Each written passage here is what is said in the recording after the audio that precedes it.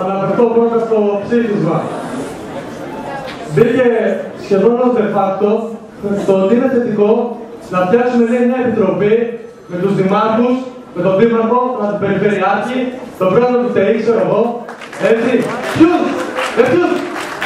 Δεν ήξεραν αυτοί όταν έπαιρναν και κατέβαιναν για να εφαρμόσουν το καλλικράτιο θα γίνουν αυτά τα πράγματα. Δεν είμαστε ηλικιόμοι. Και δεν θα γίνουν πελάτες τους. Αυτοί θέλουν να εξυπηρετήσουν με αυτόν τον τρόπο τις πελατειακές σχέσεις και τις business τους. Δεν μπορεί οι σπουδαστές να πηγαίνουν με την βουλευτήνα της Νέας Δημοκρατίας. Αυτά τα πράγματα είναι αποφασισμένα από το 99 της συνθήκης της Πολώνια. Γιατί κατέβαινε ο βουλευτής, πετάξτε.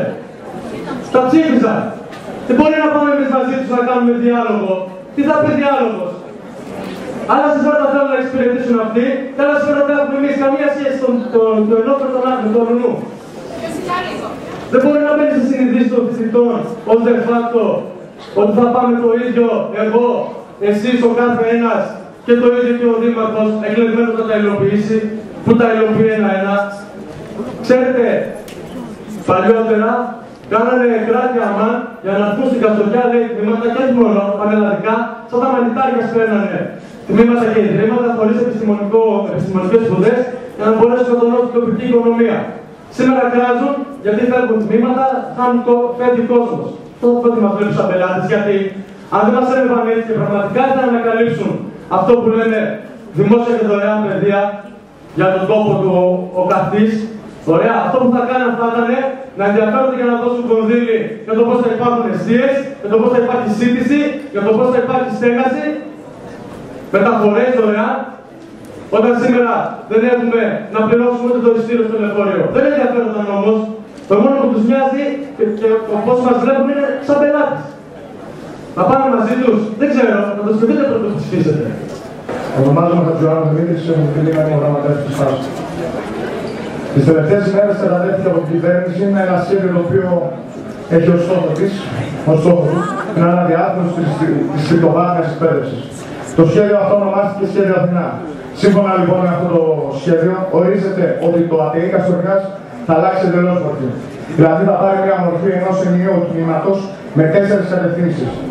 Μέσα σε αυτό θα ενταχθούν οι ενεργεία φοιτητές του τμήματος Δημοσίων Σχέσεων και Επικοινωνίας, του τμήματος Διεθνούς Εμπορίου, καθώς και των τμήματων Διοίκησης Επιχειρήσεων από την Κοζάνη και Εμπορίας Ποιοτικού Ελέγχου και Αγροτικών Προϊόντων από την Φλόρινα. Το τμήμα της Πληροφορικής και Τεχνολογίας Υπολογιστών θα μεταφερθεί στα Γρεβενά και θα ενοποιηθεί με τα εκεί υπάρχοντα τμήματα. Τα παραπάνω σημαίνουν πρακτικά ότι το γνωστικό αντικείμενο των σπουδών που παρέχαν τα τμήματα μέχρι σήμερα θα εξαφανιστεί και θα αλλάξει εντελώς. Οι ενεργεία φοιτητές θα καλεστούν να ολοκληρώσουν τις σπουδές τους σε ένα εντελώς διαφορετικό τμήμα από αυτό που επέλεξαν. Μιλάμε δηλαδή όχι για μια απλή αναδιαμόρφωση του ΑΤΕΗ Καστοριάς, αλλά για μια ενοποίηση 4 τμήματων με διαφορετικό γνωστικό αντικείμενο.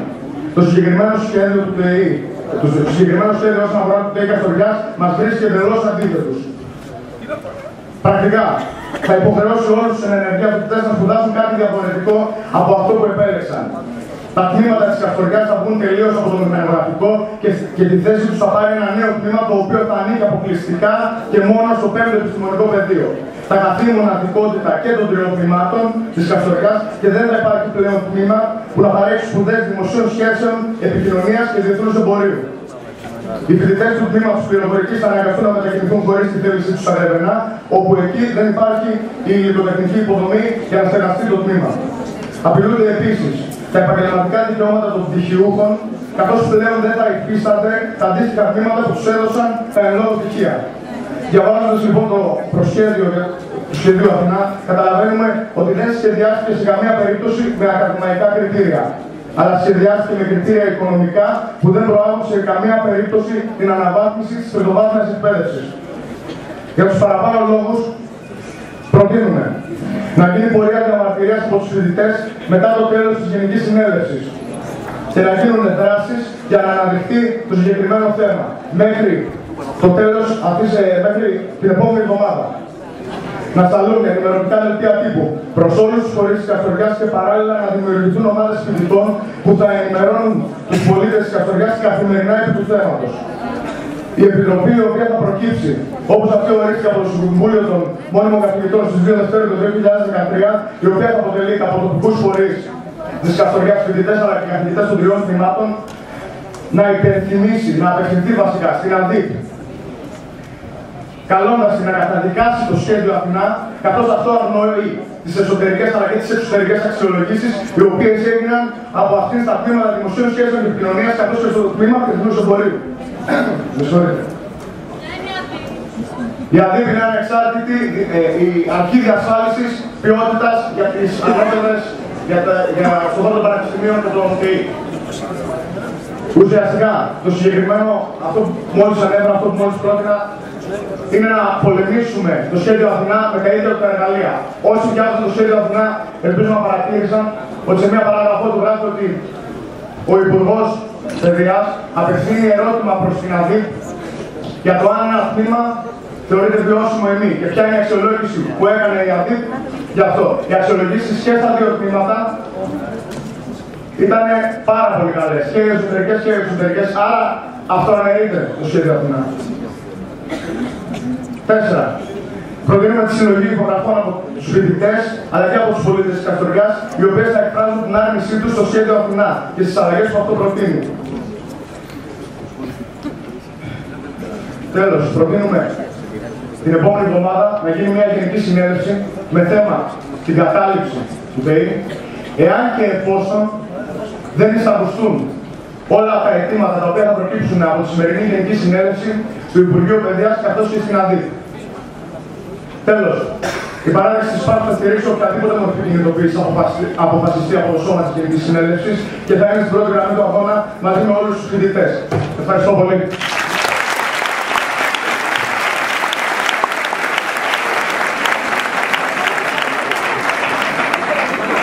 Γεια σας και από μένα. Είμαι ο Νίκος Μωυσάρης, ο υπεύθυνος πόλεως της παράταξης της Τάτων του Φούγκα Καστοριάς. Μαζευτήκαμε σήμερα εδώ για να μιλήσουμε για το προσχέδιο νόμου Αθηνά, το οποίο μας ανέλησε η πρόεδρος του διοικητικού, στο οποίο ανήκω, και για αυτόν τον λόγο δεν θα πω στη διαδικασία ούτε να σας κουράσω ούτε να μακρηγορήσω. Νομίζω ότι είναι περιττό να πω πως η Τάτων του Φούγκα Καστοριάς αντιτίθεται και καταδικάζει το προσχέδιο νόμου Αθηνά και ειδικότερα στα θέματα που αφορούν την Καστοριά. Το διεθνές εμπόριο και το τμήμα δημοσίων σχέσεων και επικοινωνίας πρέπει να κρατήσουν την ταυτότητα και την μοναδικότητά τους και σε καμία περίπτωση να μην καταργηθούν όπως ορίζει το προσχέδιο αυτό. Επίσης, το τμήμα πληροφορικής και τεχνολογίας υπολογιστών να μείνει στην Καστοριά. Η Τάτων του Φούγκα Καστοριάς θεωρεί πως το τμήμα διεθνούς εμπορίου και το τμήμα δημοσίων σχέσεων και επικοινωνίας δεν πρέπει να χάσουν την ταυτότητά τους και τη μοναδικότητά τους.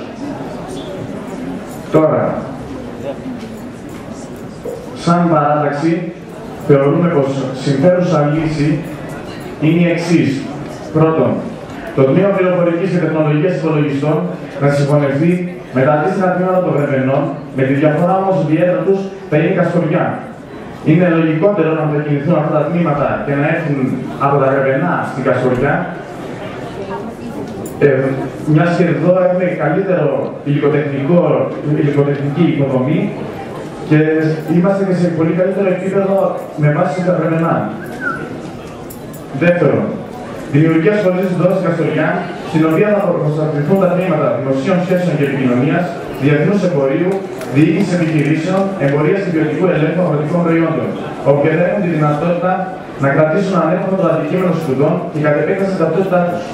Για να το πετύχουμε αυτό, θεωρώ πως πρέπει όλοι μαζί, συλλογικά, να προβούμε σε κινητοποιήσεις οι οποίες θα έχουν στόχο κυρίως την ανάδειξη του προβλήματός μας και την προβολή των θέσεών μας με κάθε δυνατό τρόπο. Προτείνω λοιπόν να προβούμε στις εξής ενέργειες.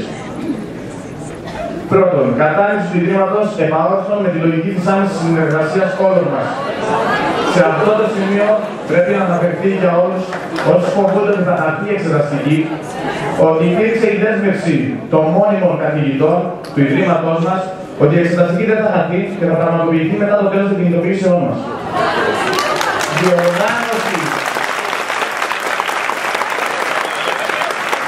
διοργάνωση πορειών στο κέντρο της πόλης, στις οποίες καλό θα ήταν να συμμετέχουν οι καθηγητές του ΤΕΗ και οι κάτοικοι της Καστοριάς. Σύνταξη κειμένων τα οποία θα αναφέρονται συνολικά στο παράδειγμα Καστοριάς και θα μοιράζονται κατά τη διάρκεια των πορειών. Σύνταξη και αποστολή δελτίων τύπου προς κάθε δυνατή κατεύθυνση και όχι μόνο προς τα τοπικά μέσα μαζικής ενημέρωσης. Δημιουργία βίντεο, στο οποίο θα αναδεικνύεται η αξία των τμήματων που καταρρεκούνται μέσω συνεντεύξεων συμπληκτών μας, καθηγητών και παράλληλα να προβάλλονται οι κτηριακές εγκαταστάσεις μας. Δημιουργία σποτ με τα αιτήματα από μας, το οποίο θα ακούγεται συνεχώς στους ραδιοφωνικούς σταθμούς. Δημιουργία επιτροπής, η οποία κύριο μέλημα θα είναι η σύνταξη, η συνάντηση με τοπικούς συλλόγους, όπως είναι ο Εμπορικός Σύλλογος Καστοριάς, ο Σύλλογος Ιδιωτικών Ακινήτων, ο Σύλλογος Ταξί και ο Σύλλογος Αστικών, με σκοπό την άμεση κινητοποίηση στο πλευρό μας.